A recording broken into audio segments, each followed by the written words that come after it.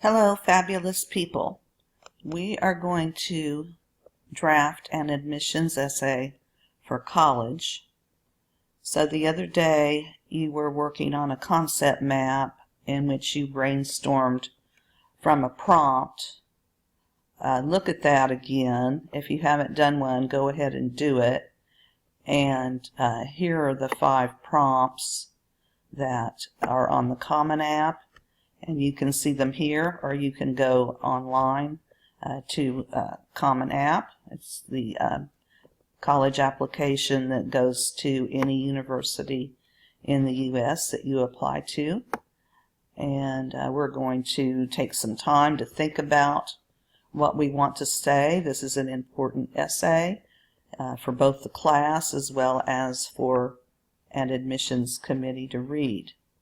So we want to compose about a 350 to 600 word admission essay using this rubric which contains these criteria: thesis, statement of purpose, that's 35 points, development of the essay, explanation and illustration of thesis, 35 points, vocabulary and word choice, 15 points, grammar, spelling, sentence structure, etc., 15 points.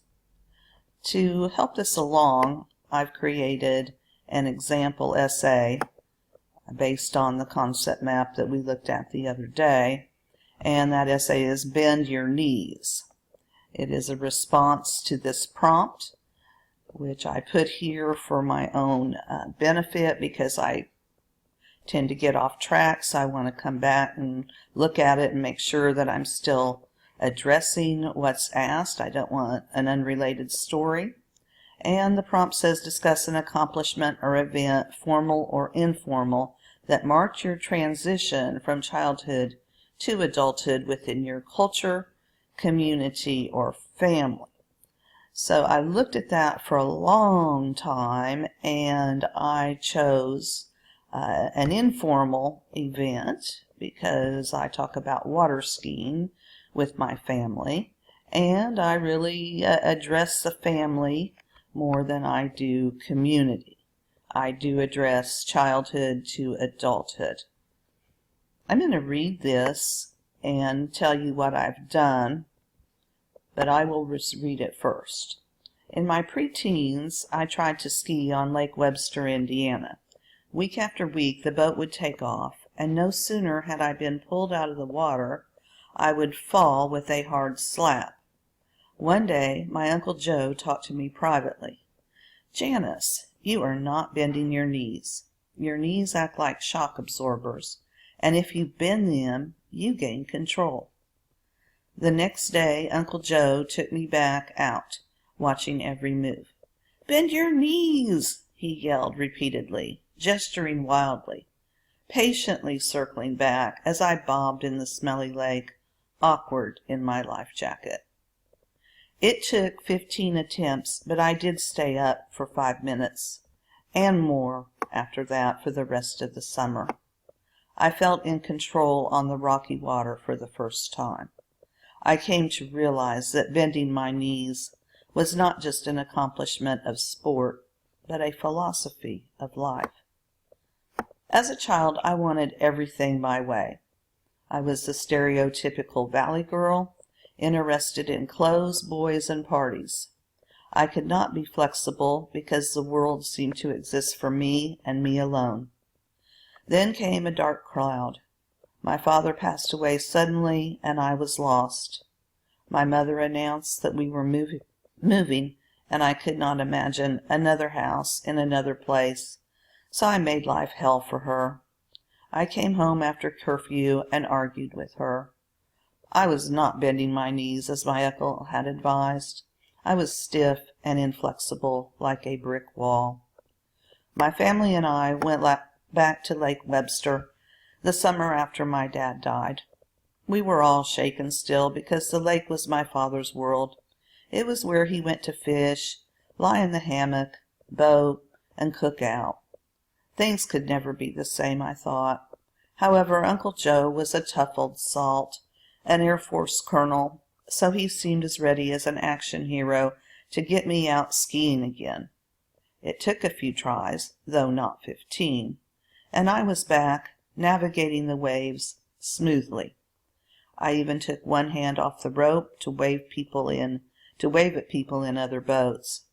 As I returned to my family, they congratulated me. My mother glowed. She looked so pretty, so kind, and I had never noticed those things about her before. I had been unbending in my ways, and that was going to change. I was not perfect, but I got myself together. I took a job waiting tables to help out with expenses. I helped out with the move, which was actually a good thing, and I cleaned the house weekly. I studied more. I did not like everything about my job, the housework, or my studies. But when it got tough, I remembered Uncle Joe's sage advice about bending my knees. I could not afford to fall anymore. Rough times are always there, and just like I did with the waves on the lake, I bent my knees to ride them out.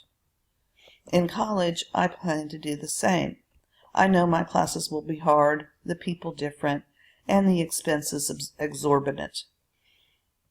However, armed with my plan of bending my knees, I should absorb all these bumps in life's road. It is a long one, but thanks to Uncle Joe and the rest of my family, I am ready. These little bubbles, so that's an example of an admissions essay. These little bubbles on the side, these little captions, are where I've highlighted to explain what I'm doing. So if you're doing this later or doing it late at night, you can see how the essay is structured. So this first paragraph uses an anecdote, and that's a strategy. It's a little story that pertains to the rest of the essay, and I use the water skiing story to hook the reader to bring them in. I don't want to say things like, I want to go to college, period. I want to be a good person, period. That's not an admissions essay. They want to see something different. You want to stand out. This in yellow is my thesis statement, and it's fairly direct and to the point. It takes the position and points to where I will go in the paper. I tie the anecdote about bending my knees into a philosophy of life, so it's not just about a sport, but it's about a state of mind. Then the essay is narrated.